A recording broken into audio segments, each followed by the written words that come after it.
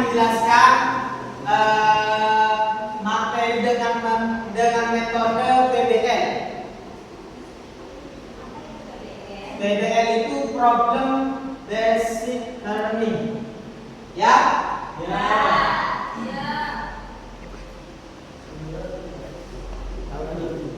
Dan di sini Pak Guru akan menjelaskan tentang adab di dalam sholat. Jadi di dalam sholat itu ada adabnya, ada tata caranya. Bukan cuma sholat, gerakannya kayak gitu. Bukan hanya seperti itu, tapi ada adabnya, ada tata caranya di dalam sholat.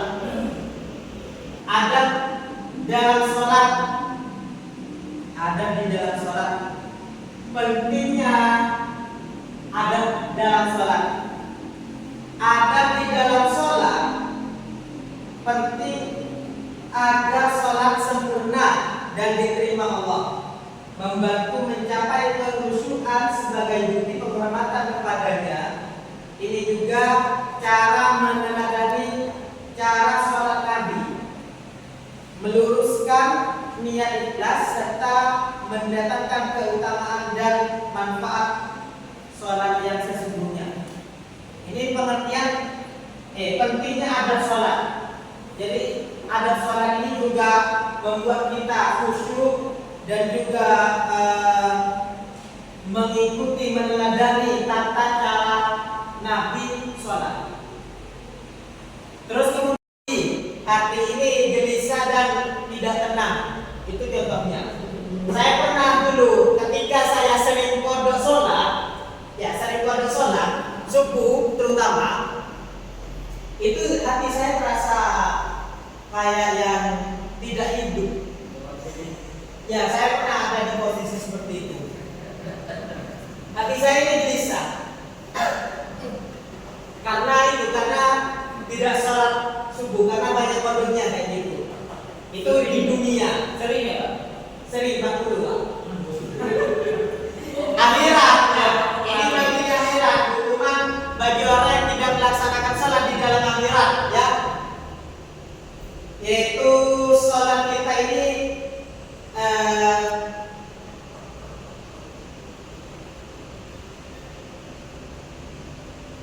sholat ini diperiksa. Pertama jika buruk, terus kemudian ini diperiksa hukuman bagi orang yang tidak melaksanakan sholat. Sholat adalah rukun Islam kedua. Ya kan, rukun Islam kan? Siapa yang hafal rukun Islam di sini? Rukun Islam gimana sih? Rukun Islam gimana? Yang pertama, yang pertama apa? Balik. Terus yang kedua?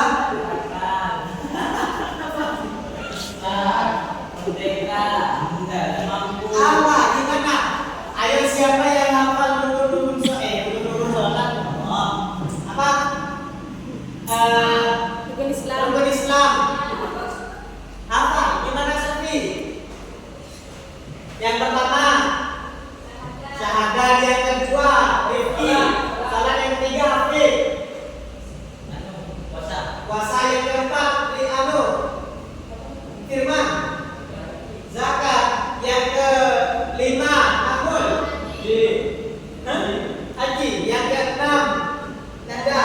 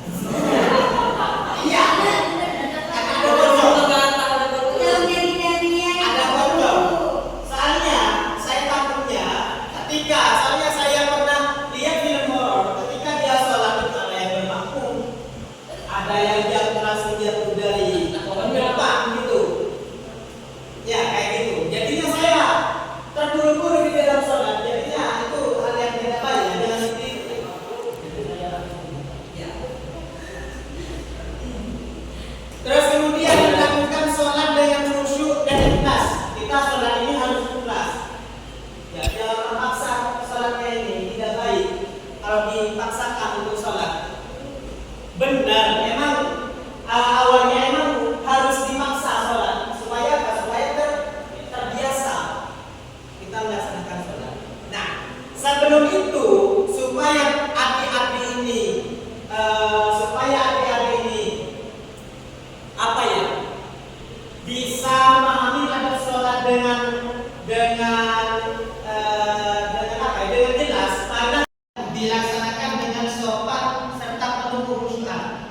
Jadi di dalam sholat ini kan banyak syaratnya, banyak rukun-rukunnya.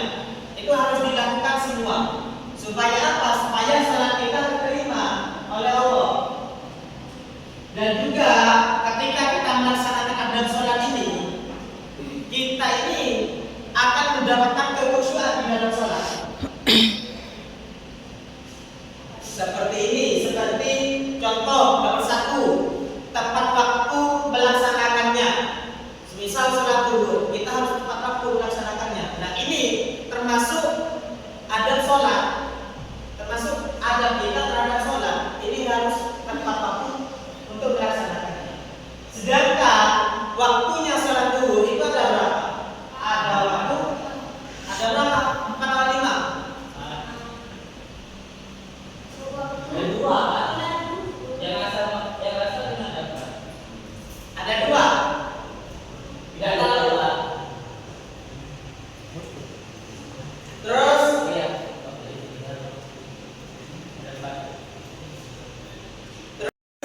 menghadap kepada kiai atau atasan kita, itu kita gurau, itu kan tidak sopan.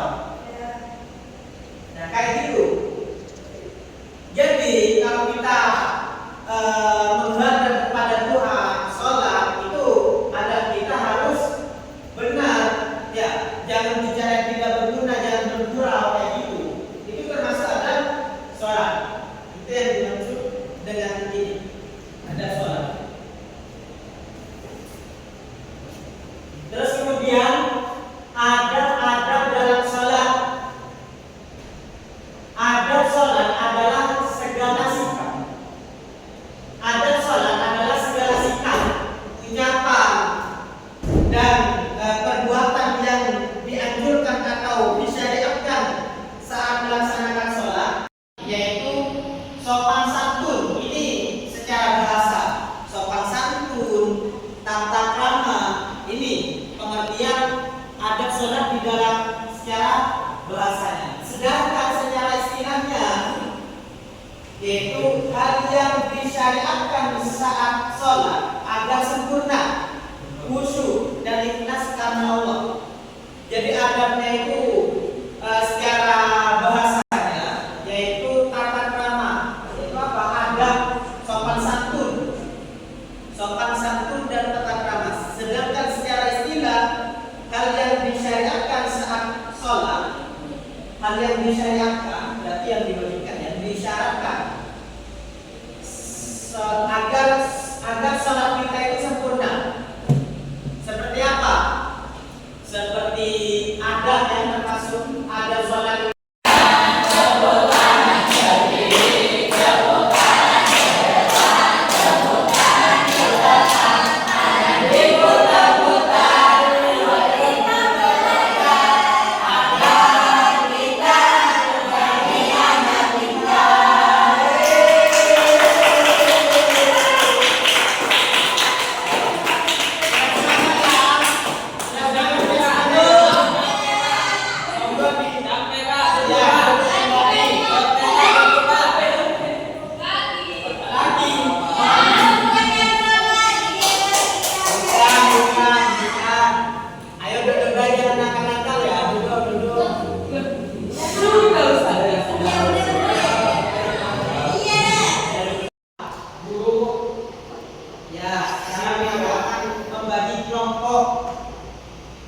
Kelompok yang pertama Linda, Ina, Nanda. Terus yang kedua Mela, Sevi, Indi. Yang ketiga Denzi, Hafid, Zen, Darul, Rizky Basas. Yang keempat, Jen, Amrul, Pak Zayadi, Mahmud, Jeffrey. Dan apa ya? Terus yang kelima, Firman, Polis, Ivan, Hisham, Rifki. Sudah, ada yang masih belum kebagian? Ya ada. Tolong berkumpul bersama kelompoknya masing-masing ya. Ayo berkumpul, jangan nakal-nakal. Ucapan dan perbuatan yang dianjurkan atau disyariatkan saat melaksanakan salat. Ya, bagus. Tepuk tangan untuk Ferdi. Terus kemudian Mas Zen. Mas Zen yang ganteng ini.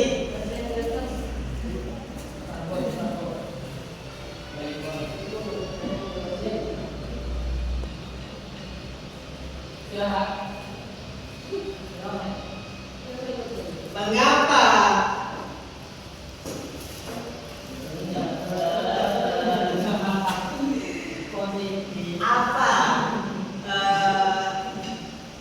akibat ketika kita tidak melaksanakan sholat? Hati merasa gelisah. Hati merasa gelisah. Ya kayak gitu ya, itu hal yang tidak baik. Jadi buang itu, karena ini termasuk adab sholat. Terus kemudian memakai pakaian bersih dan menutup aurat. Jadi memakai pakaian bersih ketika pakaian suci ketika kita sholat ini termasuk adab kita terhadap sholat. Masa iya menghadap kepada Sang Pencipta pakaian kita bau atau najis? Iya kan? Kita ketika menghadap kiai aja kalau bau kayak gimana nih? Kalau kiai itu salah sama kayak gitu. Ya. Tunjuk salah satu kelompok dari adik-adik ini. Saya tunjuk kelompoknya Mas Zen ini. Soalnya saya lihat dari pandangan mata saya Mas Zen ini berkibar. Monggo, Mas Zen maju untuk mempresentasikan hasil tugasnya. Perwakilan atau Pak Zayadi atau tapi jangan kalau Pak Zayadi sudah sering saya lihat soalnya. Dan boleh. Mas Napol ya, teman-teman. Dengarkan Mas Napol ya, mau mempresentasikan Anda.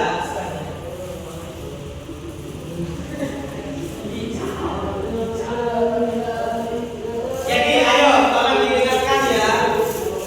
Silent dulu, please.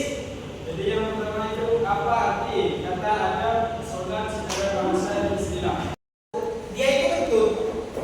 Ini Mahmud. Ya, dan juga barusan dicontohkan ketika sholat kita tidak boleh berbicara. Karena kenapa? Karena berbicara kata lalu itu termasuk hal yang membatalkan terhadap sholat, minum, makan kayak gitu. Dan juga adanya kita tidak boleh ketika berjamaah kita tidak boleh mendahului terhadap imam. Itu ya. Terus kemudian dilanjut saya tunjuk salah satu dari teman-teman dari adik-adik untuk menjawab pertanyaan dari Pak Guru ini. Dapat apa, Pak? Dapat anu. Dapat tepuk tangan lagi. Jadi Mbak Ira. Saya pilih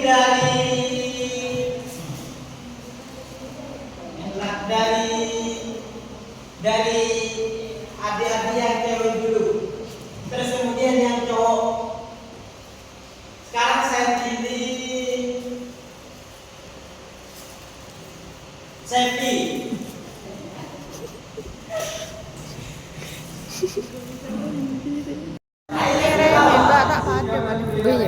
Kesimpulan dari saya. Terima kasih. Semoga materi ini dapat bermanfaat dan